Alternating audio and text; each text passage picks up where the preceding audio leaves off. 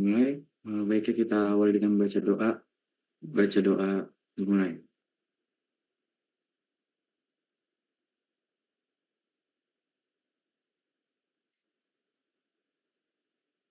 Berdoa dicukupkan.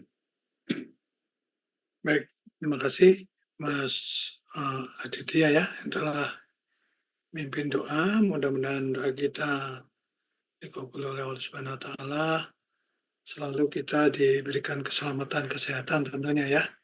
Dan jangan lupa kita mendoakan saudara-saudara dan teman-teman kita yang mungkin berhalangan hadir karena sakit ya. Baik, kita lanjutkan kuliah kita. Mudah-mudahan Anda sudah bisa diajak berkomunikasi ya.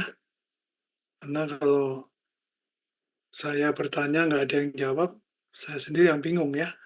Ini mendengar suara saya atau Anda mengabaikan kuliah gitu loh. Ya. Dan kemarin dari perwakilan kelas Anda ini ya sudah menyatakan ya untuk bisa berkomunikasi. Atau begini aja, saya tawarkan, saya nggak usah bertanya, saya lanjut aja terus dengan materi kuliah. Ini Anda mau milih yang mana? Daripada Anda juga nggak nyaman, saya juga nggak nyaman, ya kan? Nah, kita tinggal pilih aja. Anda mau berkomunikasi dua arah, atau saya lanjut saja dengan materi tanpa bertanya. Komunikasi dua arah, Pak. Ya, cuma dua orang ya yang mau berkomunikasi dua arah ya. Yang lain nggak mau komunikasi berarti ya. Komunikasi dua arah. Itulah kelemahan Anda itu kalau ditanya nggak jawab itu ya. Heran. Bagaimana nanti kalau jadi pemimpin Anda ya. Jadi bagaimana saya lanjut aja terus saja ya. Tanpa bertanya ya. Gitu ya. Komunikasi dua arah, Pak. Komunikasi pada arah. Ya. Tapi teman-teman Anda juga masih nggak berkomunikasi ya. Hanya satu dua orang. Heran. Baik. Kemarin sampai apa saya menyampaikan materi? Sampai sasaran keselamatan konstruksi, Pak. Gimana? Kurang jelas suaranya? Sampai sasaran keselamatan Iya, konstruksi. sasaran keselamatan konstruksi, Pak. Sasaran keselamatan konstruksi itu kita mulai pada topik Pengetahuan dasar keselamatan dasar ya. konstruksi, Pak. Iya, pengetahuan dasar, Pak. Ya. Baik, kita lanjutkan.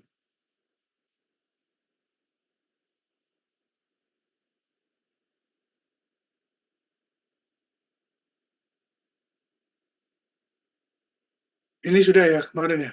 Saya bisa lihat? Bisa dilihat, Pak.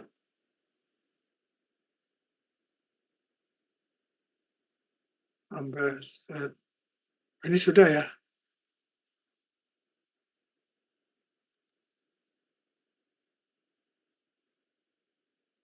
Sumber bahaya udah tahu ya? Sumber bahaya udah disampaikan? Belum, Pak. Hah? Belum, Pak. Belum, Pak.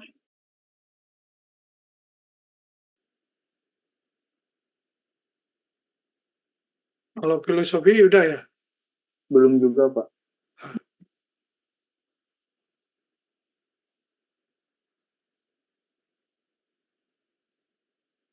Bukannya ini sudah ini. Ini sudah kan? Belum, Pak. Hah? Belum. Nah, yang tadi, Pak. Baru sampai sini, Pak. Nah, sini, Pak. Kemarin. Oke, baik ya.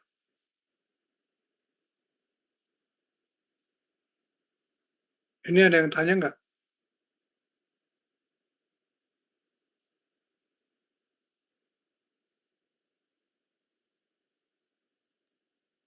Belum, Pak.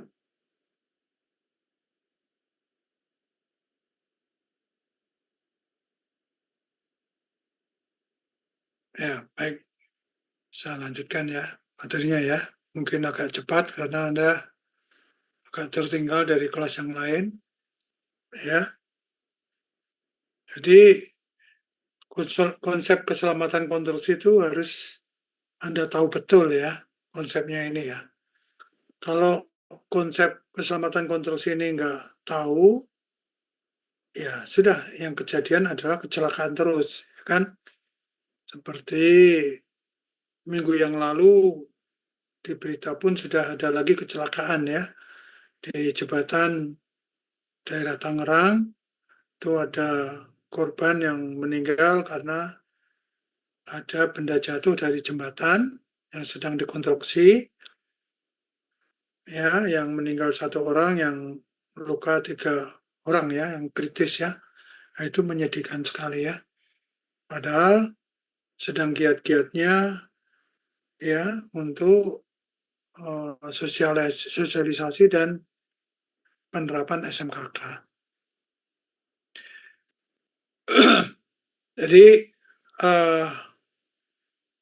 dalam konsep ini saat akan menerapkan SMKK itu harus tahu jenis pekerjaan. Ya, harus tahu betul jenis pekerjaan ini. Nah, informasi jenis pekerjaan karena SMKK itu bisa dibuat dokumennya setelah semua dokumen teknisnya selesai. Ya, Anda catat ya, dokumen teknis itu antara lain DED ya. Kemarin sudah ada yang bisa jawab tuh. Ada DED, Data Engineering Design, ada RAB-nya, ada BQ, ada spek teknis, ya. Nah, itu semua adalah dokumen teknisnya. Nah, kalau dokumen teknis itu sudah ada, baru kita bisa menyusun dokumen SMKK. Ya. Nah, dari dokumen teknis tadilah bisa diketahui jenis pekerjaannya. Ya. Jenis pekerjaannya itu bisa dilihat, bisa diidentifikasi pada semua dokumen teknis tadi. Nah, perinciannya ada di daftar pekerjaan pada RAB. Ya, daftar pekerjaan ada di RAB dan dari DED. Karena di RAB itu tidak bisa melihatkan lokasinya ada di mana. Dia hanya jenis pekerjaan dan volume pekerjaan. Sedangkan DED itu bisa kelihatan pekerjaannya itu ada di lokasi mana. Misalnya di dalam tanah untuk pekerjaan fondasi misalnya ya, di atas tanah ya, pekerjaan struktur atas di ketinggian berapa itu ada di DED. Sedangkan materialnya itu bisa dilihat pada spek teknis. Ya. Jadi itulah semua saat menyusun dokumen SMKK, informasi dokumen teknis tadi harus dibuka semuanya. Nah, jenis pekerjaan ini harus diuraikan pekerjaannya. Jadi semua jenis pekerjaan tadi yang ada di RAB itu harus dilakukan WBS. WBS itu Work Breakdown Structure. Ya, pekerjaan-pekerjaan besar, contohnya seperti pengecoran, beton, itu wajib di WBS. Di breakdown menjadi pekerjaan-pekerjaan paling sampai paling kecil. Kenapa demikian? Karena pada pekerjaan yang di WBS itu banyak potensi bahayanya dan dampak risikonya. Ya, maka perlu diidentifikasi hazardnya atau identifikasi potensi bahayanya. Nah, ini Anda harus tahu nanti, ya, bahaya itu apa. Nah, dalam mengidentifikasi ini, harus bisa dibuat pada format IBPRP. Ini di sini ya. Harus bisa dibuat pada format IBPRP. Identifikasi bahaya, penilaian dan pengendalian risiko dan sisa risiko IBPRP itu ya. Nah, tentunya dalam identifikasi ini juga memperhatikan persyaratan K3 maupun peraturan-peraturan ya yang ada di dalam peraturan dan perundangan yang ada di pemerintah ya. Nah, tahap selanjutnya adalah menyusun prosedur kerjanya. Jadi prosedur kerja itu atau method statement nanti itu sudah ada dalam hasil identifikasi dan syarat K3. Ya. Nah, disinilah konsep SMKK atau konsep K3 harus sudah ada. Ya, harus sudah ada dan masuk dalam prosedur kerja. Ingat, meskipun kita buat prosedur kerja, itu nggak secara otomatis di lapangan berjalan langsung sesuai dengan prosedur kerja ini. Ya, dalam pelaksanaannya. Oleh sebab itu, prosedur kerja dan SMKK ini dalam pelaksanaannya itu harus selalu dikawal. Nah, dikawal dalam hal ini adalah lakukan inspeksi ya secara terus-menerus. Ya, inspeksi K3. Nanti inspeksi pekerjaan teknis ada sendiri ya. Nanti inspeksi pekerjaan teknis ada sendiri. Di sini karena penerapan SMKK, maka harus ada inspeksi K3-nya atau inspeksi KK-nya. Nah, itulah sekuen dari penerapan konsep keselamatan konstruksi ini. Maka yang akan dihasilkan adalah aman. Ya. Jadi kalau mau aman, ini harus melihat ini semua. Ya. Jadi inilah yang disebut dengan safe project execution ya.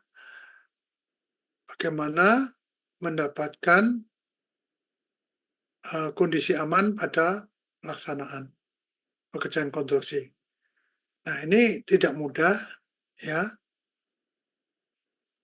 kalau tidak mengetahui konsep-konsep ini. Karena di lapangan yang terjadi masih banyak kecelakaan, mereka yang bekerja tanpa pengetahuan dan biasa dengan budaya-budaya yang mengabaikan keselamatan, akhirnya terjadilah selalu kecelakaan. Nah, ini yang tidak boleh ya. Anda nanti sebagai orang-orang profesional, insinyur-insinyur dari Politeknik, ini harus paham betul ini ya. Konsep-konsep ini harus paham betul. Ya. Nah, konsep-konsep tadi tertuang dalam elemen keselamatan konstruksi. Ya. Jadi keselamatan konstruksi itu terdiri dari 5 elemen. Ya. Keselamatan konstruksi terdiri dari 5 elemen. Elemen yang pertama adalah kepemimpinan dan partisipasi pekerja dalam keselamatan konstruksi. Dan di sini ada subnya, ya. Ini yang Anda harus pahami betul yang ini karena Anda akan bekerja dengan ini semua selama di proyek. Apapun proyeknya akan menerapkan ini semua. Jadi kalau Anda di kampus saja sudah tahu ini, nanti di lapangan sudah tidak bingung lagi ya. Pertama, kepemimpinan partisipasi pekerja dalam keselamatan konstruksi ini ya harus diketahui betul apa subnya. Subnya itu kepedulian pimpinan terhadap isu internal dan eksternal. Jadi nggak ada cerita lagi membangun proyek saat menggali itu terkena kabel listrik yang ada di dalam tanah atau pipa gas yang ada di dalam tanah atau fasilitas lain. Nggak boleh seperti itu. Ya, tidak boleh nggak tahu kalau daerahnya itu banjir. Nggak boleh tidak tahu kalau daerahnya itu gempa, tsunami, atau mungkin angin, petir, kecepatan angin. Ini nggak boleh nggak tahu, harus tahu. Jadi tidak ada alasan lagi. Ada kereta lewat, pengangkatan gitu jembatannya ambruk. Nah, itu seperti itu nggak boleh. Itu pengalaman-pengalaman ya. Gara-gara itu kan banyak kecelakaan. Nah, sekarang semua yang akan terjadi ke depan, termasuk perkiraan cuaca, ini harus diketahui dulu. Nah, nanti kita ada pelajarannya ini ya, ada pelajarannya. Terus setiap perusahaan wajib membentuk organisasi pengelolaan SMKK yang disebut dengan UKK, Unit Keselamatan Konstruksi. Ya, Anda di situ bisa jadi pimpinan UKK. Ya, kalau Anda baru kerja mungkin jadi anggotanya UKK 1-2 tahun, Anda bisa jadi pimpinan UKK. Ya, Anda menangani beberapa proyek menjadi pimpinan UKK, Anda melangkah ke atas lagi menjadi direktur keselamatan konstruksi. Ya, Anda sukses menangani direktur keselamatan konstruksi dalam organisasi ini, mungkin 2-3 tahun, atau Anda pada usia 40 tahun melalui jalur ini, Anda sudah bisa menjadi direktur utama dari suatu perusahaan. Ya, ini makanya Anda nggak usah risau ya, yang saya katakan, nggak bisa menghitung mektek, nggak bisa menghitung konstruksi beton, baja. Lewat jalur ini pun Anda bisa jadi pimpinan suatu perusahaan. Karena sekarang ini orang-orang ahli keselamatan konstruksi itu bukan seperti dulu ya. Sekarang ada porsi tersendiri. Kalau dulu selalu ditempatkan pada level yang kedua. Sekarang enggak ya. Sejajar dengan pimpinan proyek ya kalau di lapangan. Nah, inilah kapasitas Anda. Maka saya minta Anda serius dalam belajar ini. Siapa tahu di antara Anda nanti bisa berkiprah, meniti karier, sukses melalui materi ini ya. Dan di dalam kepemimpinan harus ada komitmen keselamatan konstruksi. Wajib ada. Nanti Anda akan membuat juga komitmen keselamatan konstruksi dan melakukan supervisi, melakukan training, melakukan akuntabilitas dan sumber daya dan dukungan. Ini ya.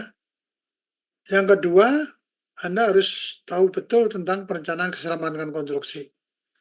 Jadi dari semua elemen keselamatan konstruksi ini, elemen kedua ini yang biasa saya sebut adalah jantungnya elemen. Karena semuanya akan berdasarkan ini. Anda menghitung biaya, Anda melakukan pengendalian, Anda membuat pengadaan sarana prasarana, itu karena ada step yang kedua ini, yaitu perencanaan keselamatan konstruksi. Jadi 5 step ini saya harapkan Anda hafal betul ya.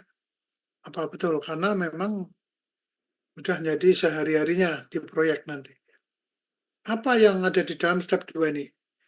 Ini, identifikasi bahaya, penilaian risiko, dan pengendalian dan peluang. Ini yang disebut dengan IBPRP atau HERO bahasa Inggrisnya. Hazard Investigation, Risk Assessment and Opportunity. Ya, ini yang mendasari semua. Jadi tadi pekerjaan yang di breakdown tadi, seluruh breakdown-nya harus masuk ke IBPRP ini. Ingat ya, seluruh breakdown-nya harus masuk ke IBPRP. Nah, terus Anda melakukan sasaran dan program. Ya, dari ini dibuat sasaran dan program, dan tugas Anda yang pertama itu nanti Anda gunakan waktu bekerja untuk pemilihan standar dan peraturan. Jadi kalau Anda buat dengan baik, besok Anda bekerja itu tinggal ambil aja, karena Anda sudah mengelompokkan, gitu ya, dan mengelompokkan. Oke, nanti ini ada pelajarannya sendiri. Terus hasil perencanaan keselamatan konstruksi ini semuanya akan dipakai untuk step 3. Step 3 itu dukungan keselamatan konstruksi. Ya. Di dalam step 2 itu ada sumber daya yang harus digunakan. Maka sumber daya apa saja harus jelas di sini dibuat daftarnya dan dikelola dengan baik, ya, pengadaannya. Termasuk kompetensi para pekerjanya.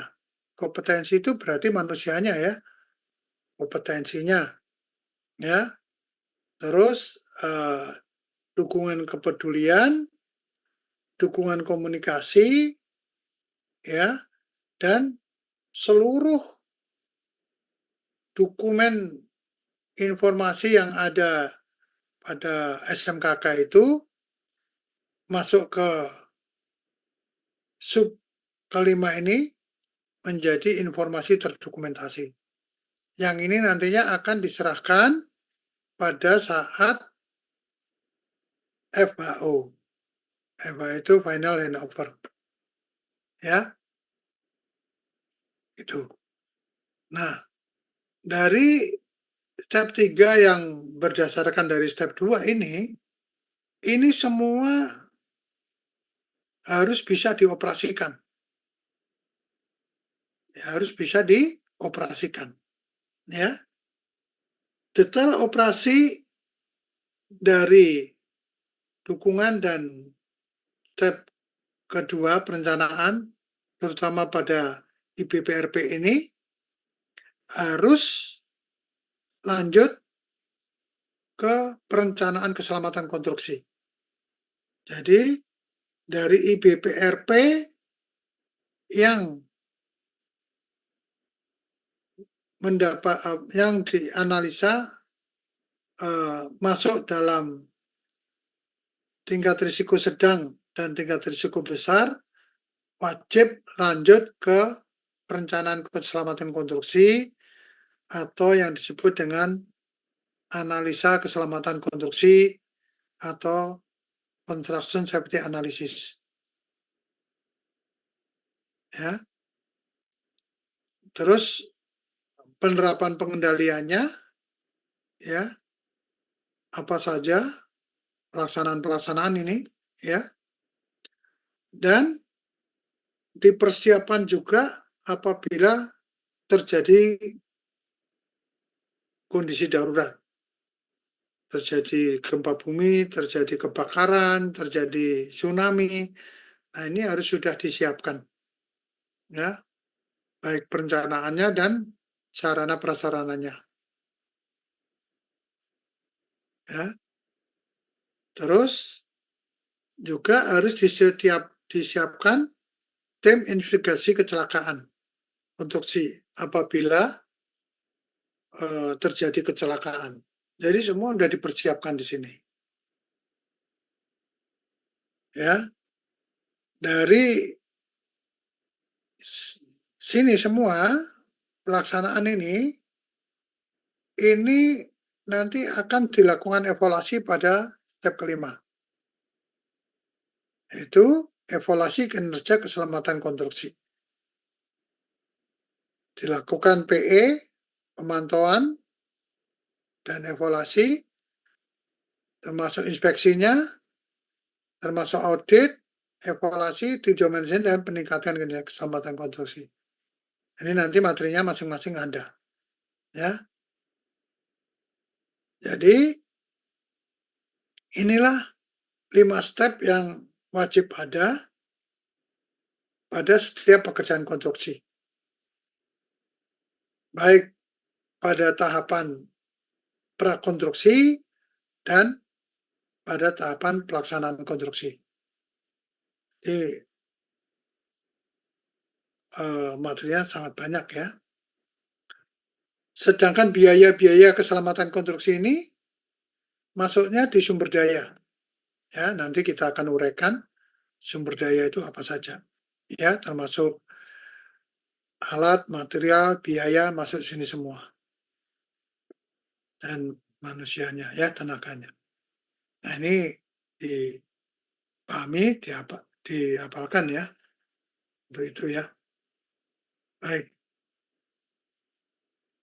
Jadi, sesuai dengan Undang-Undang Nomor 1970, tujuan K3 itu melindungi para pekerja dan orang lain tempat kerja, menjamin setiap sumber produksi secara aman dan efisien, dan menjamin proses produksi berjalan lancar. Ya, ini tadi, ya, yang tujuannya adalah bisa mendapatkan kesejahteraan yang lebih baik tentunya. Ya, ini yang harus dipahami. Nah, untuk mencapai itu, maka setiap proyek wajib mengibarkan bendera lambang K3. Ya, wajib mengibarkan lambang bendera K3, di mana lambangnya itu berlambang roda gigi. Roda giginya itu 11 ya, jangan 12 ya. Kalau buatnya separuh di mirror jadinya 12. Ya. Nah, ini salah kalau 12, harus 11 karena 11 itu melambangkan bab-bab yang ada di Undang-Undang Nomor 1 1970 tentang keselamatan kerja. Ya. Sedangkan ada palang warna hijau itu bebas dari kecelakaan dan penyakit akibat kerja. Sedangkan makna roda giginya sendiri itu bekerja dengan kesehatan jasmani dan rohani. Warna putih di dalam ini melambangkan bersih dan suci, dan warna hijau melambangkan selamat, sehat, dan sejahtera. Nah, ini ya, selalu harus dikibarkan pada setiap proyek konstruksi, biasanya di samping kanan dari bendera merah putih, lebih tinggi bendera merah putihnya ya, baru bendera K3 ini dan bendera perusahaan.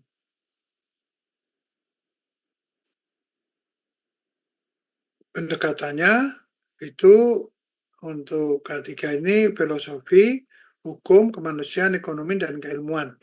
Ini coba kita lihat satu-satu dalam utamakan kesetaraan dan kesehatan kerja ya, selalu dalam benak kita.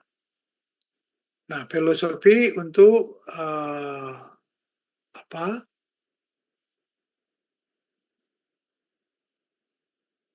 ketiga ini ya, upaya atau pemikiran penerapan yang ditujukan untuk menjamin keutuhan dan kesetaraan baik jasmaniah dan rohaniah tenaga kerja pada khususnya manusia pada umumnya, hasil kerja, budaya untuk meningkatkan kesejahteraan kerja tadi. Ya, ini ya, proyek-proyek ini ya, Anda tahu filosofinya, Anda bisa membuat konsepnya dan bisa menerapkan konsep tersebut. Ya. Ini dalam rangka untuk kelangsungan pembangunan. Lanjut.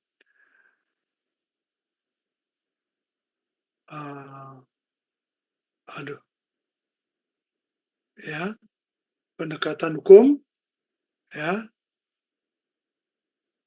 Kalau tadi mana tadi? Ya, pendekatan filosofi. Ya, kalau ini pendekatan hukum, Anda sudah banyak tugasnya ya. Antara lain ini, dan jangan lupa juga SKB-nya. Ya, SKB sampai sekarang tetap ya digunakan ya. Ini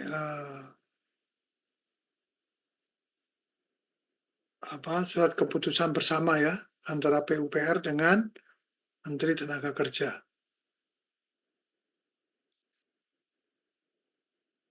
Ya. Nah ya. Jadi menurut Undang-Undang Nomor 1 1970 mencegah terjadinya kecelakaan bahaya, kebakaran, peledakan yang kerja, bencana dan lain-lain diharapkan tetap nil kecelakaan kerja. Dan outcome-nya menekan risiko kerugian. Kita lihat sejarah yang lalu saat membangun jalan tol Cijago, bukan Cijago ya ini ya, Depok Cinere ya, itu di jembatan yang bergelimpangan ya, jatuh ya, karena terkena eskavator, bahkan terkena dump truck yang di bawah ini tertiban di jembatan. Nah, kita bisa melihat contoh-contoh kecelakaan yang harus dicegah. Ini contohnya.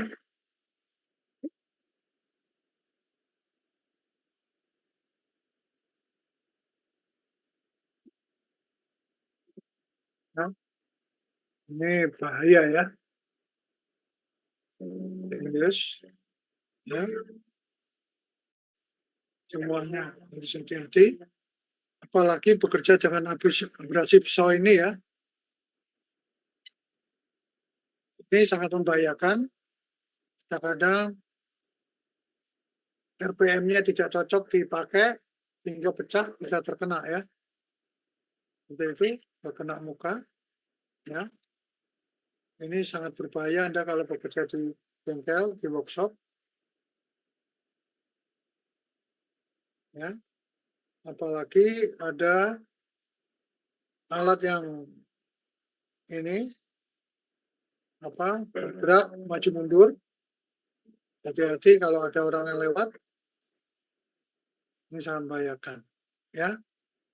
Kita lihat ya kecelakaan konstruksi pada saat irisan girder jembatan. Ini di Muara Enim ya. Akibat kesalahan komunikasi, launcher pengangkut girder flyover yang berada di Muara Enim, Sumatera Selatan, ambruk. Selain 7 orang terluka, 1 diantaranya meninggal dunia. Launcher pengangkut girder flyover ambruk timpa kereta api Baber Ranjang yang melintas di Kecamatan Gunung Megang, Muara Enim, Sumatera Selatan. 7 orang korban dilarikan ke rumah sakit, 1 diantaranya meninggal dunia. Ambruknya loncer pengangkut girder flyover disebabkan oleh miskomunikasi antar petugas. Akibatnya, alat loncer ambruk ke arah kanan dan menimpa kereta api yang kebetulan melintas. Gerbong kereta yang menutup jalan ditarik agar jalan kembali bisa dilalui kendaraan. Dari Muara Enim, Sumatera Selatan, Edwin Satria, Ainus melaporkan. Akibat Mana tadi? Nah, ini tadi udah ya. akibat Ya, jadi komunikasi di lapangan itu menjadi sangat penting ya. Apabila komunikasinya tidak ada, yang tadi kecelakaan. Makanya saya mengajarkan pada Anda belajar komunikasi. Ya, Anda kalau nggak belajar komunikasi, risikonya sangat fatal. Ya kan?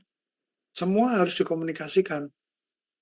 Makanya pada materi-materi mata kuliah saya, selalu saya mengajak Anda supaya belajar komunikasi. Ya, tapi sayangnya Anda tidak bisa menggunakan dengan baik ya untuk belajar komunikasi ini. Apa jadinya nanti kalau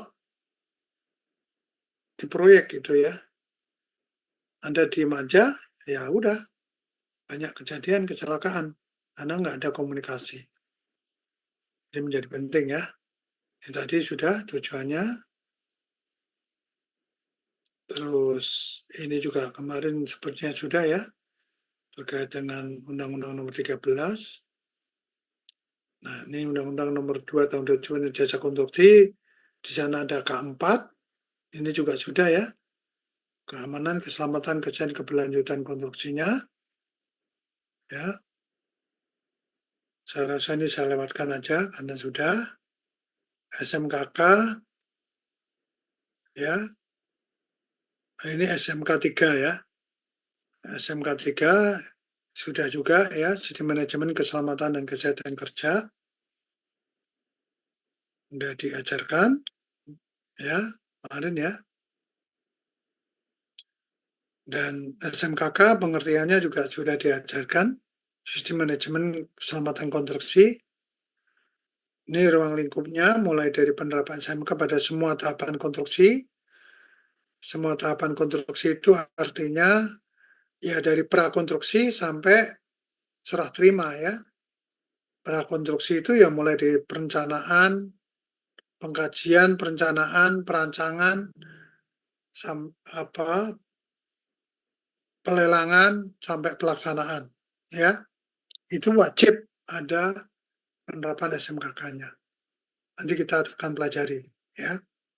Juga harus tahu tugas, tanggung jawab dan wewenang masing-masing pihak dan personilnya. Harus ada sasaran dan program pengendalian dalam keselamatan konstruksi dan biaya penyelenggaraan SMKK. Biaya ini paling tidak mencakup 9 item biaya SMKK. 9 item SMKK itu nanti masing-masing item ada breakdown-nya. Ya, breakdown-nya cukup banyak ya. Nih, saya ingatkan lagi, biaya SMKK tidak boleh dipresentasekan terhadap nilai kontrak. Ya, biaya SMKK tidak boleh dipresentasikan terhadap nilai kontrak. Biaya SMKK harus dihitung sesuai kebutuhan. Itu kata-katanya dalam peraturan. Ya. Nah, tadi ada pendekatan hukum, sekarang pendekatan kemanusiaan. Ya. Kecelakaan menimbulkan penderitaan bagi si korban dan keluarganya tentunya. Ya. Ini kalau udah celaka seperti ini, keluarganya yang ikut berkorban juga ya. Contohnya ini ada pekerja yang kejatuhan girder jembatan. Makanya saya tutup ini ya. Ini karena kepalanya pecah ya, tutup di sini. Nah, kecelakaan juga sering terjadi pada erection konstruksi baja. Ya, ini harus hati-hati. Kalau mau erection konstruksi baja itu harus ada manualnya ya. Batang mana dulu yang harus dipasang, karena saat dikonstruksi ini, di erection ini, mungkin juga batang tarik bisa menjadi batang tekan, karena belum lengkapnya konstruksi ya. Nah, makanya harus hati-hati ya, harus ada manualnya. Ini seperti ini di waktu itu dikonstruksi di Bandara Makassar ya, ini ya. Ini ambruk ya, dan ada korbannya. Ini harus hati-hati ya. Pendekatan terhadap ekonomi ya, kalau proyek sampai celaka seperti ini, kerennya ambruk ini ya, patah, nanti yang terjadi adalah kerugian yang besar ya, kerugian yang besar. Tetapi kalau tidak ada kecelakaan, maka yang diharapkan adalah keuntungan yang besar ya, akan meningkat terus ya. Ini kalau tidak ada kecelakaan, maka jangan sampai terjadi kecelakaan. Karena kalau kecelakaan, produksinya berhenti. Kalau produksinya berhenti, semuanya jadi tertunda, dan situlah akhirnya banyak biaya-biaya yang terbuang ya, menjadi kerugian yang besar. Nah, kecelakaan ini bisa menimbulkan kerugian yang besar. Biaya kecelakaan ini ibaratnya seperti gunung es. Ini gunung es. Gunung es ini yang muncul di permukaannya itu kecil. Padahal di dalamnya itu besar sekali gunung es ini. Makanya ada film Titanic itu, ya, katanya kapalnya tidak akan karam, tidak akan tenggelam meskipun kondisi apapun. Begitu nyenggol gunung es, dia pecah dan tenggelam juga ya. Nah, inilah ibaratnya iceberg atau gunung es. Tugas Anda catat ya, tugas Anda mencari teori gunung es untuk K3 ya. Anda cari teori gunung es untuk K3 ya, tugas Anda ya. Nah ya, kalau kita mengabaikan biaya yang kecil dalam pengendalian, maka akan menjadi kerugian besar kalau ini diabaikan ya. Banyak biaya-biaya yang akan timbul ya, kerusakan peralatan, kerusakan produksi material, hambatan, gangguan ya, dan seterusnya ya. Ini menjadi kerugian yang besar ya. Ini ilustrasinya ya, angka-angka ini juga ilustrasi. Jadi Anda mengabaikan biaya kecil ya, akhirnya menjadi kerugian besar. Padahal biaya SMKK pun sekarang sudah tersendiri ya pengelolaannya. Dalam pelelangan, kalau tidak ada biaya SMKK, maka pelelangannya gugur. Ini yang harus Anda pahami. Anda cari nanti teori gunung esnya. Ya, terakhir, hilangnya bisnis dan nama baik, ini yang berat ini. Ya. Baik, kalau keilmuan pendekatannya itu suatu ilmu pengetahuan penerapannya dalam upaya penjaga kecelakaan dan penyamaran dan penyakit ini luar biasa berkembangnya, ya, sangat cepat berkembangnya dan sudah harus beradaptasi terhadap 4.0 maupun 5G ya untuk industri sekarang ini. Banyak menggunakan industri dengan 4.0 yaitu apa? Dengan digitalisasi ya yang digabung dengan mekatronik ya. Itu perkembangan sekarang. Jadi contoh di negara-negara maju itu kalau ada kebakaran di gedung yang tinggi 50 lantai itu sudah 200 meter tingginya. Di Indonesia sudah ada gedung 50 lantai. Kebakaran di atas ya damkar kita nggak menjangkau sampai ketinggian tersebut. Maka di negara-negara maju sudah tidak pakai semprotan damkar, yang digunakan adalah drone. Ya, drone yang membawa air bisa menyemprot langsung mendekat ke titik apinya. Ya, jadi mereka punya pasukan damkarnya itu adalah drone. Ya, dan lain-lain sebagainya. Keilmuannya sangat sangat pesat dan Anda bisa menerapkan nanti dalam penulisan skripsi Anda. Ya, kalau Anda mengambil skripsinya tentang keselamatan konstruksi. Ya, dari kotak-kotak yang tadi ya, slide yang terdahulu yang saya sampaikan. Oke ya. Nah, pengertian daripada eksiden itu adalah kecelakaan yang menimbulkan korban manusia, harta, benda, dan lingkungan, itu kita sebut eksiden. Tapi kalau tidak ada korbannya, kita sebut insiden. Ya, ini banyak pewarta TV atau pembaca berita TV itu salah kaprah dalam menyebutkan eksiden. Sengaja saya tampilkan pekerjaan perancah,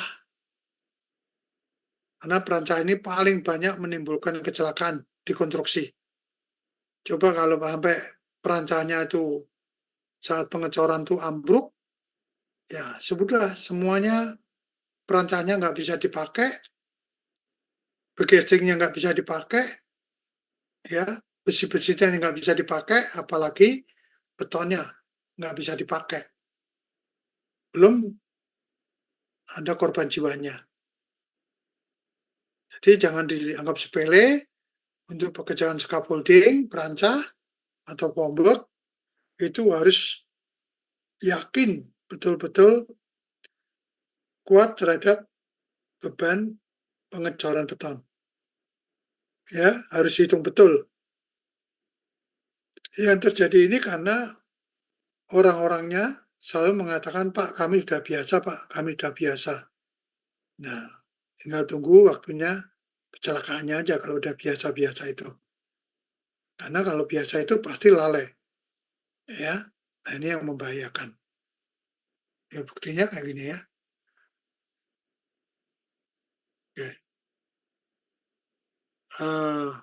Definisi bahaya adalah segala kondisi yang dapat merugikan baik cedera atau kerugian lain. Bahaya adalah sumber situasi tindakan berpotensi mencederai manusia atau sakit, penyakit, atau kombinasi dari semuanya. Ya. Nah, ini teori insiden dan eksiden tadi ya. Adanya dangers, adanya potensi, adanya bahaya. Ya. Termasuk near miss. Near miss itu dangerous. Tali baja ini yang mengangkat beban, tinggal satu rambut tali bajanya, ini disebut hampir putus dan disebut near miss. Kalau celaka dan tidak terkena orang, itu namanya insiden. Dan near miss itu hampir kena. Ya. Sedangkan kalau yang dangerous tadi putus, ya, near miss-nya putus, ya, kecelakaannya disebut insiden, tapi begitu terkena orang namanya accident, ya. Itu ya, itu sudah ya. Nah, kecelakaan itu bisa diibaratkan efek domino, ya. Selain itu dia bisa diakibatkan rangkaian sebab akibat atau disebut domino efek. Domino yang diberdirikan, ya, itu ibaratnya pertahanan dalam pekerjaan. Jangan sampai ada domino satu jatuh, akhirnya sederetan domino ini bisa roboh. Ya, domino yang satu roboh itu karena lack of control. Lack of control itu karena mengabaikan standar, mengabaikan peraturan, mengabaikan SOP. Ya, mengabaikan SOP kalau basic causes-nya ini kuat, maka tidak ambruk. Ya, tidak terjadi insiden atau accident. Tapi kalau basic causes-nya itu nggak kuat, ya ambruk. Ya, ini kecelakaan karena mungkin kondisi sikap kerja atau kondisi pekerjaan tidak aman, ya, unsafe condition, ya. Nah ini kalau immediate-nya akar permasalahannya itu masih bisa tahan, maka nggak akan kecelakaan. Tapi kalau nggak tahan, ya terjadi insiden dan kerugian yang besar. Itu ya. Ini bisa kita lihat. Lack of control itu adalah program tidak sesuai, standar tadi yang tidak cocok, tidak patuh terhadap standar tadi, ya. Akar permasalahan itu faktor personal dan faktor pekerjaan, ya, manusianya dan pekerjaannya. Immediate causes-nya itu tadi tidak aman, ya, sikap kerjanya maupun kondisinya yang tidak aman. Terjadilah kontak energi, ya,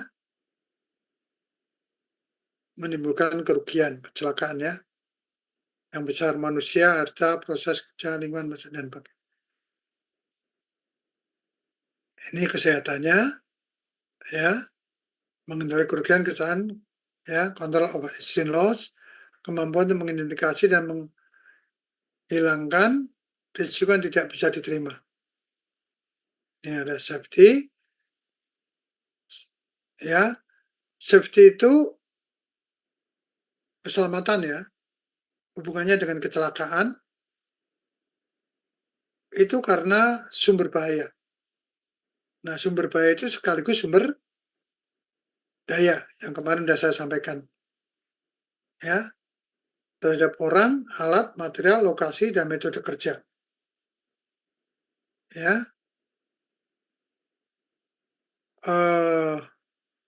Bisa Anda bayangkan mengangkat gitar jembatan seperti ini, manusianya, apakah kompeten dia, bagaimana mengikatnya, kalau nggak tahu ikatannya, ini akan lepas, jatuh nanti saat diangkat, membahayakan, ya. Ini yang mengikat beban ini namanya adalah rigger, ya, rigger. Orang yang punya kompetensi rigger itu pasti bisa ngikat, kecuali orang yang nggak punya kompeten. Dia ujian ini, ujian sebagai seorang rigger. Begitu juga operatornya di sini. operatornya ini yang mengangkat, dia harus punya SIO, surat izin operasi. Ya, ini ya, sebagai operator, apakah operator kelas 1, kelas 2, kelas 3 itu ada uji kompetensinya. Ya. Nah, alatnya sendiri, apakah tali baja ini yang dipakai untuk ngangkut ini ya, sampai ke cangkolan, sampai ke hooknya ya, hook itu cangkolan, ini yang kita sebut sling. Anda lulusan politeknik jangan sampai salah menyebut sling. Sling hanya ini, ya. Tetapi ini bisa terbuat dari fiber, ya, atau nylon, ya, atau tali baja. Ini yang disebut dengan sling. Ya, kalau dia sudah tidak bagus, dia rantas, ya, udah putus-putus tali bajanya, ya jangan dipakai. Apalagi ada gepengnya ya, ini ada yang gepeng, ini jangan dipakai, bahaya. Sedangkan dari hook tadi sampai ke mesin sini talinya itu yang disebut dengan tali baja, ya, atau wire rope, ya. Jadi jangan sampai salah menyebut sling ya. Oke ya. Ini semua termasuk alatnya ini kapasitasnya sesuai ya. Tidak ada yang retak-retak. Mesinnya masih bagus gitu ya. Ini supaya tidak terjadi celaka. Material, Anda sudah diajarkan kemarin ya. Material itu macam-macam, ini juga material. Material ini pun kalau sudah sampai ke atas jatuh, kemungkinan juga dia akan bengkok. Ya. Kalau materialnya beton mungkin jatuh bisa retak misalnya dan sebagainya ya. Materialnya kaca diangkat jatuh pecah. Lokasi, Anda bisa melihat lokasi yang sangat sempit, lokasi yang sangat luas, masing-masing punya potensi bahayanya. Lokasinya di atas laut, ada potensi bahayanya. Nah, ini metode kerja Anda bisa tampak di sini. Mungkin pengangkatan dengan cara membuat ikatan di sudut-sudutnya, mungkin juga di tengah, mungkin juga dua, dan sebagainya ya. Itu ada teorinya dan kegunaannya masing-masing. Nah, sumber bahaya itu simultan, ya, manusianya, alatnya, bahannya, prosesnya, dan lingkungan, ini simultan semua bersama-sama. Ini yang harus kita kendalikan, ya. Nah, dari sumber-sumber bahaya tadi, ya ini harus Anda tahu, ya, ada jenis-jenis bahayanya. Ya, ada jenis-jenis bahayanya, ada jenis bahaya keselamatan, ini terkait dengan energi semuanya, ya, dan ada jenis bahaya kesehatan.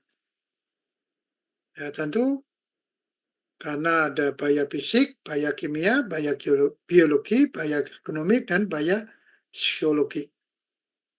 Dan ini bisa mengakibatkan penyakit akibat kerja apabila tidak dikendalikan. Ya, ini ya nanti Anda pelajari ya, risikonya sangat besar ini, macam-macam ya. Silakan ya. Nah, ada safety hazard ya, ini potensi bahaya terhadap kecelakaan, dan ini potensi bahaya terhadap kesehatan. Ya, yang slide tadi kalau dijabarkan seperti ini. Ya. Oke. Ya. Jadi jenis bahaya konstruksi tadi itu kalau diperjelas lagi, ada physical hazard, chemical hazard, electrical hazard, mechanical hazard, psikologi hazard, biologi hazard, dan ergonomic hazard.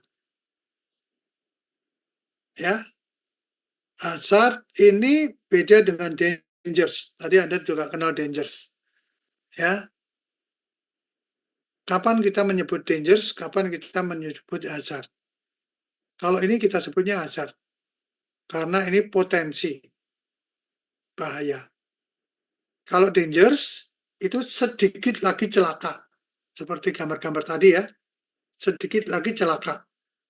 Panel listrik tidak ditulis hazard. Panel listrik ditulisnya dangers. Karena kalau kita salah sedikit membuka, dia akan meledak atau menyetrum. Ya. Jadi saya harapkan Anda sudah tahu penggunaan hazard dan dangers. Ya. Nah, ini teorinya. Kejadian tadi ya, unsafe condition dan unsafe action.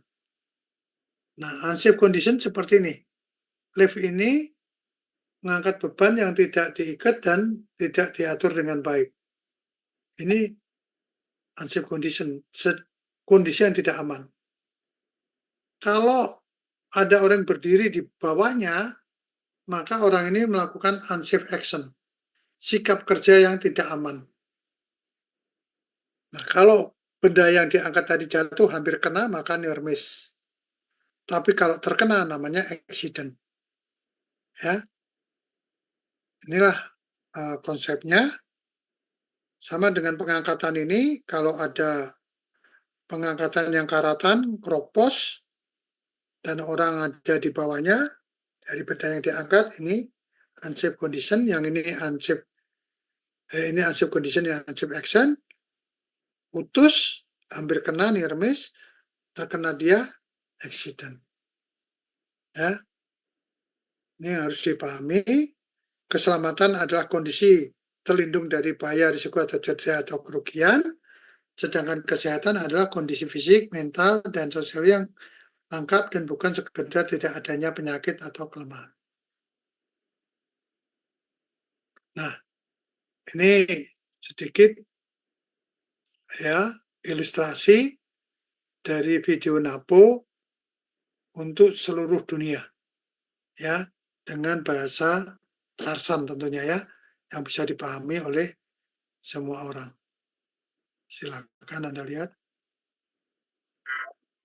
Anda cermatin, dan Anda bisa nanti menyampaikan dalam ringkasan.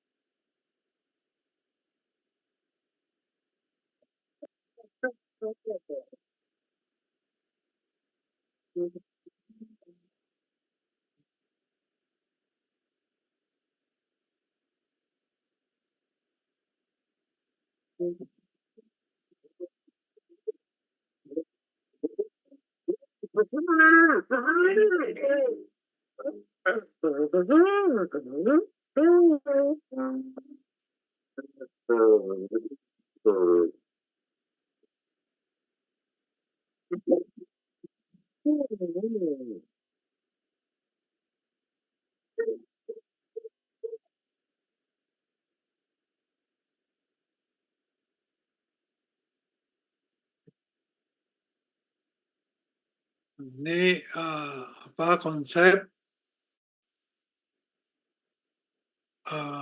no defect, no delay, no accident, no emissions ya. Ini ada bahan baku, ini mengolah sumber untuk memperoleh nilai tambah.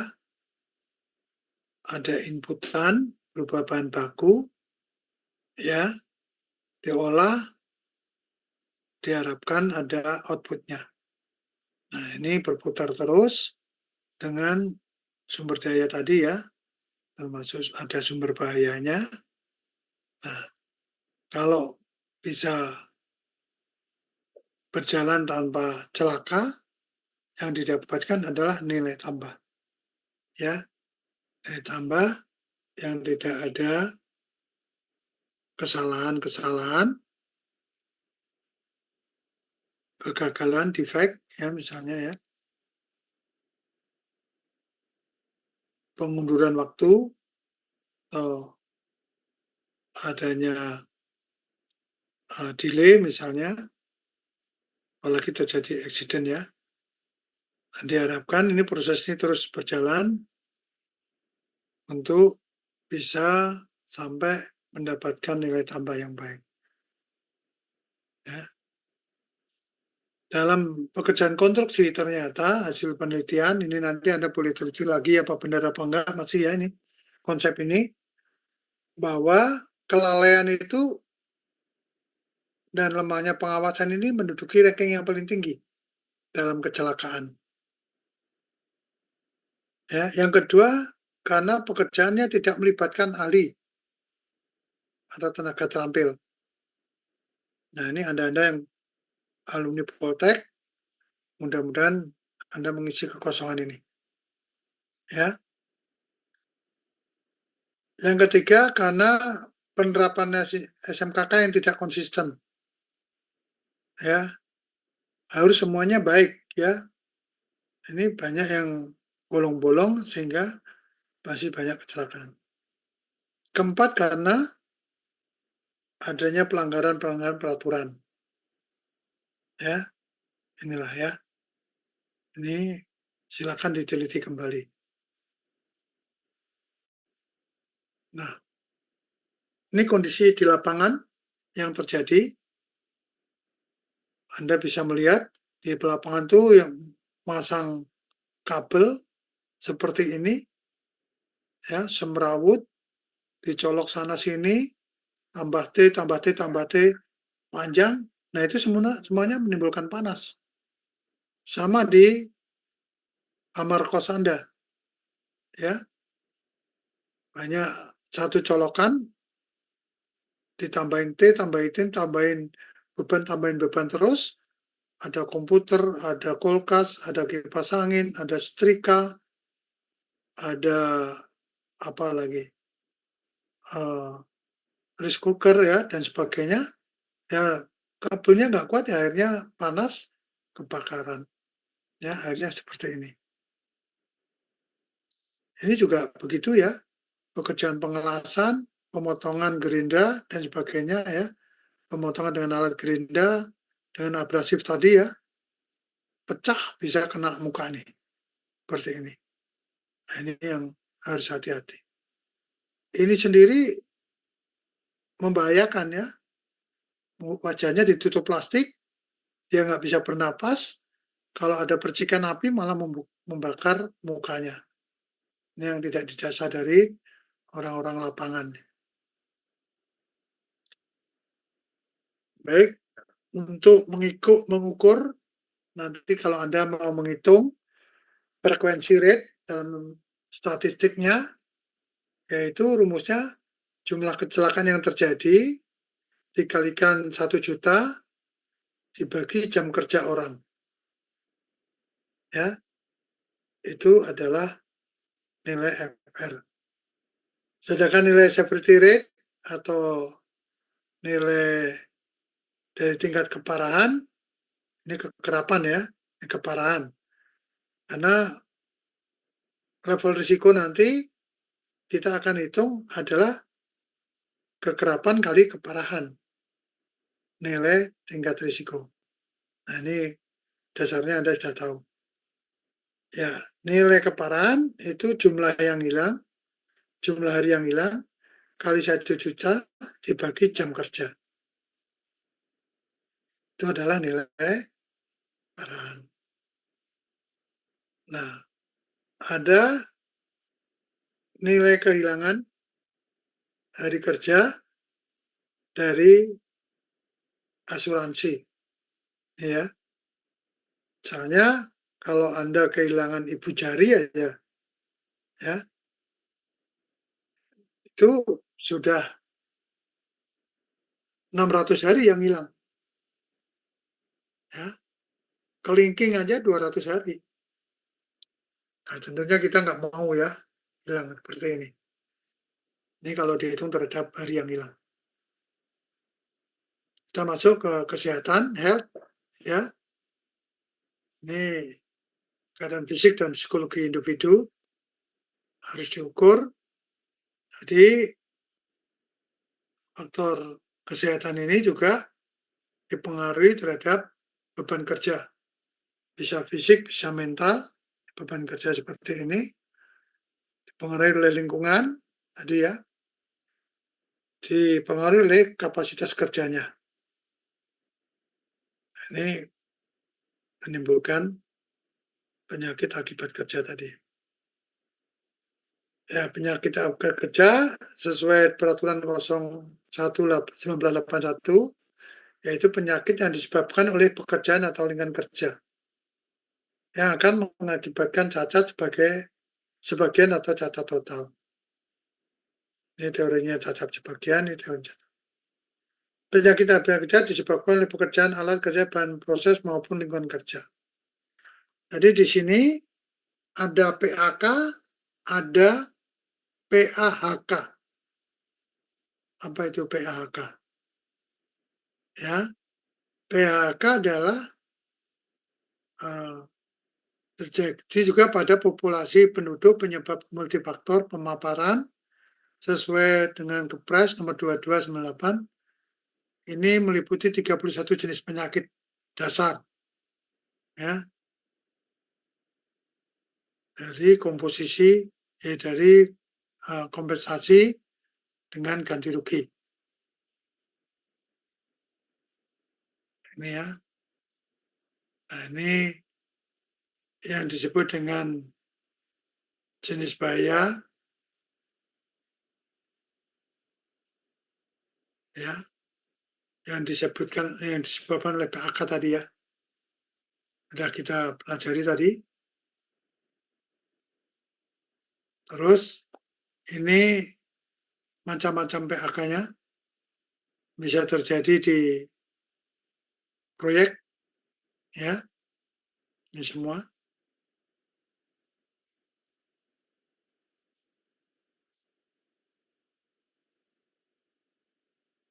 Nah, ini langkah pengendaliannya atau penanggulangan kecelakaan kerja. Ini sesuai International Labour Organization ya, ILO ya. Mengikuti peraturan perundang-undangan, mengikuti standarisasi.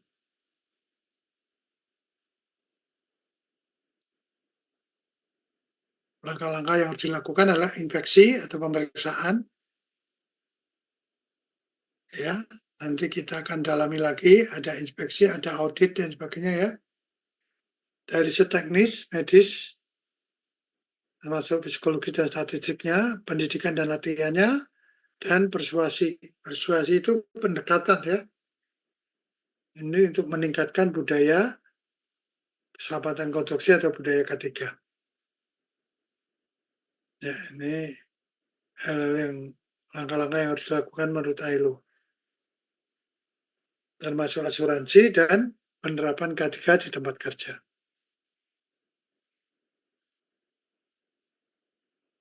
Nah, tadi komunikasi yang sangat penting supaya tidak terjadi kecelakaan. Ya, ini ada yang disebut dengan seperti induction atau induksi K3. Adalah penjelasan dan pengarahan tentang K3 yang berkaitan dengan potensi bahaya, pengendalian bahaya, tanggap darurat, dan cara-cara penyelesaian kegiatan. Ya, nanti ada teorinya. Dan di sini ada tugas buat Anda. Tugasnya mulai banyak ya. Ini termasuk tugas semesteran, kapanpun Anda bisa kerjakan. Ya, tugasnya Anda boleh membuat video, artisnya Anda sendiri atau teman Anda, boleh ngevlog Anda, karena sekarang ngevlog banyak digunakan di proyek juga dalam induksi, ya. Boleh Anda membuat animasi, ya, atau Anda membuat presentasi untuk memberikan pengertian K3 yang menjelaskan adanya potensi bahaya, pengendalian bahayanya, menjelaskan adanya tanggap darurat, dan cara-cara penyelamatan. Ya, silakan Anda, tapi jangan ngambil tugasnya senior Anda. Ya, kalau Anda cari di Google banyak, karena senior Anda banyak mengupload di Google. Ya, karena semua sudah saya lihat. Jadi kalau ada kemiripan atau sama, saya anggap Anda tidak mengerjakan tugas. Ya, ini ya, tugas apa tadi? Membuat sarana atau informasi terkait dengan induksi K3. Ya, atau dikenal dengan safety induction. Ya. Jadi induksi itu untuk pekerja yang baru datang, pekerja baru datang ya, itu dilakukan induksi ya, dan tamu datang ke proyek yang mau masuk ke dalam proyek harus diinduksi. Atau karyawan yang meninggalkan tempat lebih dari 6 bulan, maka harus ikut induksi lagi. Ya, itulah induksi. Nah, induksi ini tata caranya. Ya, Anda ikuti tata caranya ini, nanti digunakan untuk membuat sarana induksi Anda. Ya, ini ada beberapa topik-topiknya. Ya, ya. Tamu juga. Ya. Terus ada 7 morning talk, itu pagi hari dikumpulkan seperti ini di semua pekerja, seluruhnya ya, seluruh bagian kumpulkan di lapangan dan diberikan penjelasan. Ya, diberikan informasi terkait adanya potensi bahaya apa saja pada minggu-minggu ini atau hari-hari ini, supaya bisa melakukan pengendalian. Ya, safety morning atau safety morning talk. Ya, ada TPM itu toolbox meeting. Toolbox meeting itu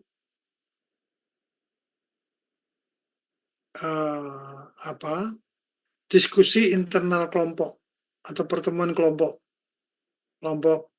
baja dengan kelompok baja, kelompok pancang dengan kelompok pancang, kelompok pengecoran beton dengan pengecoran beton.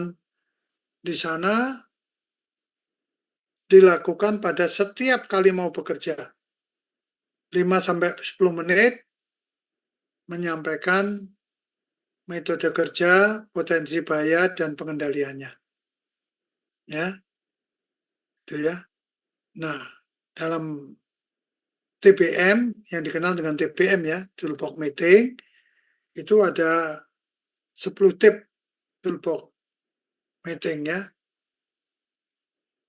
Lakukan persiapan, pengetahuan, ringkasan padat, makanya 5-10 menit aja ya. Kewenangannya siapa, relevansinya apa saja, kejelasannya terkait apa saja, bertanggung jawabannya siapa, penyertaannya hanya ada enggak ya yang rumit-rumit di sana, tapi tidak boleh menimbulkan bahaya. Akhiri dengan tanya jawab, ada rekaman dokumentasinya. Semua yang ikut TPM harus tanda tangan ya pada lembar rekaman. Itu ya, nanti dijelaskan lebih lanjut. Oke, ini tadi sudah saya jelaskan ya. Terus alat pelindung diri sebagai pengendalian terakhir, ya, mulai dari kepala sampai ujung kaki. Harapkan Anda bisa menyebutkan. Ini tujuannya untuk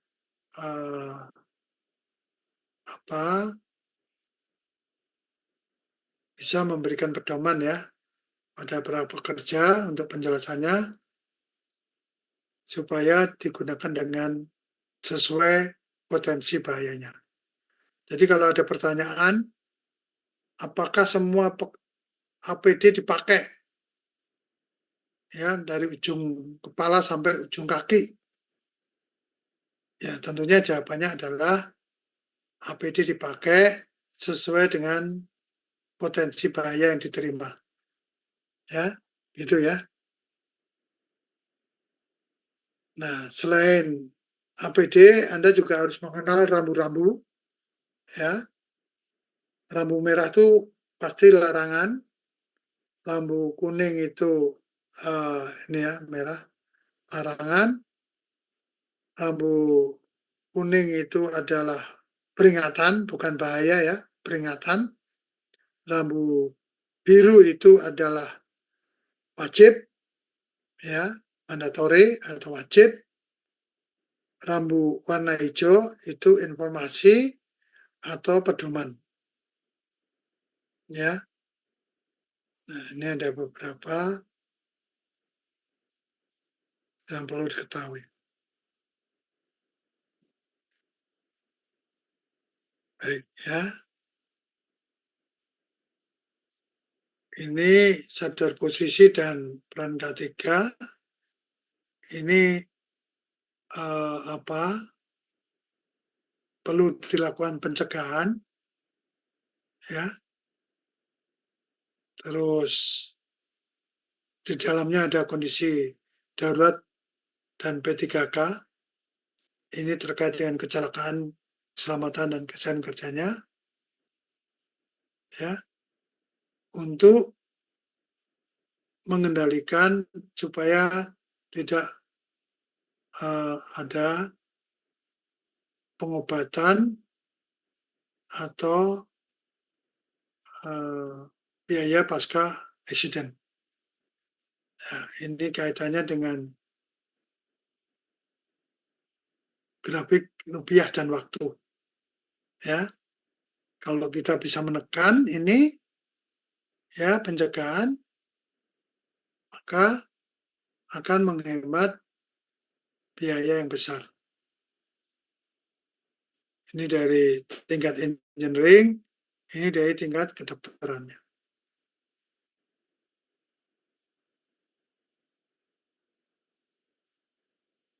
Oke. Tugas Anda membaca buku SMKK dan pengendalian kecelakaan konstruksi itu adanya di buku ini. Sudah bisa melihat belum? Belum, Pak. Belum, Pak. Pak. Ini. Mana nih? Nggak kelihatan ya? Tidak, Pak. Pakai background, Pak. Nggak terlihat. Gimana cara ngeliatinnya? Nah, gini nih bukunya nih. Nah, buku ini buku yang saya tulis. Jadi tugas Anda, rangkumannya ada di buku ini. Anda membaca buku ini terkait dengan pengendalian, ya, baca nih bukunya, ya, nanti ya. Adanya di administrasi jurusan Mbak Suci, ya. Setiap mahasiswa saya harapkan punya, ya. Setiap mahasiswa ini bukunya saya harapkan punya, ya. Bagi mahasiswa yang ada kendala, mungkin biaya, ya, nanti lapor ke Mbak Suci aja. Saya bebaskan dari penggantian cetaknya ini. Tapi bagi mahasiswa yang ada, mampu, saya harapkan Anda mengganti. Ya. Ini untuk mahasiswa saya diskonnya 50%. Ya, tapi kalau di luar sana tidak ada diskonnya. Dan ini sudah banyak dipakai juga. Nanti Anda melakukan rangkuman terkait dengan mengidentifikasi sumber kecelakaan konstruksi, baik pada NAPO maupun dari buku ini, ya, untuk dibuatkan dalam satu rangkuman atau makalah, ya, supaya Anda paham betul. Nanti kita gunakan saat kita mengerjakan IBPRP dan AKK, ya. Bukunya udah bisa langsung didapatkan di Mbak Suci, ya. Nanti kalau memang ada kendala biaya bagi mahasiswa, Anda buat pernyataan, ya, ke Mbak Suci, ya.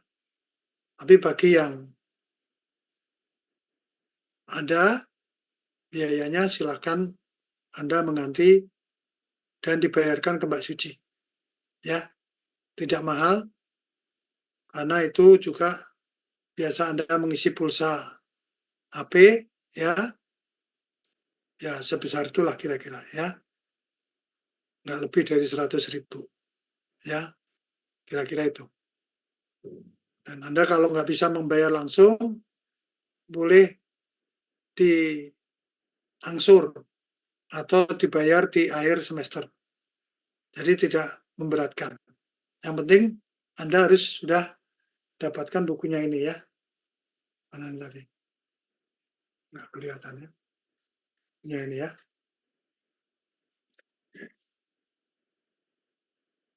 Baik, kita akhiri kuliah kita. Ada yang mau ditanyakan? Bapak izin nanya, Pak. Ya, silakan.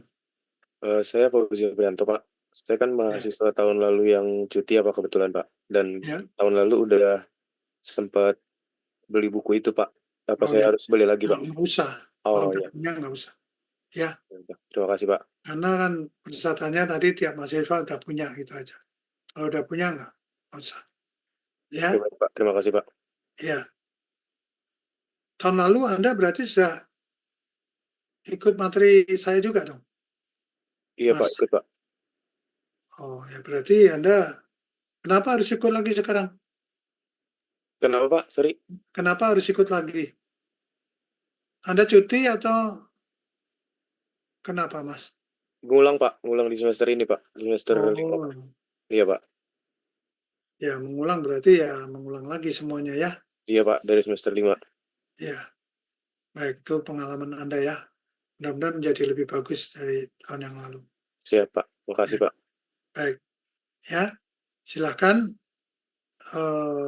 yang lain-lain segera ke Mbak Suci, karena bukunya terbatas.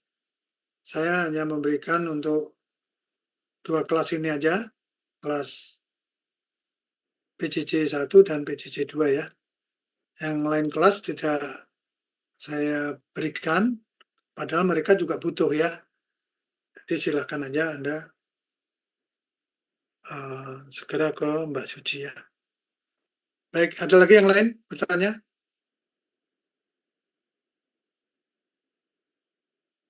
Nggak ada? Silakan masih. Ada? Cukup, Pak.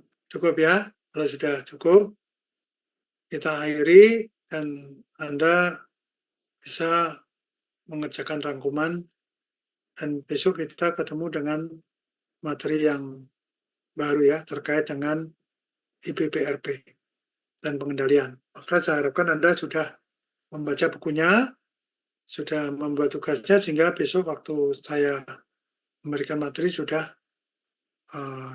Anda paham. Baik, kita akhiri dengan mengucap alhamdulillah, kuliah kita selesai, dan ketemu minggu depan, mudah-mudahan dalam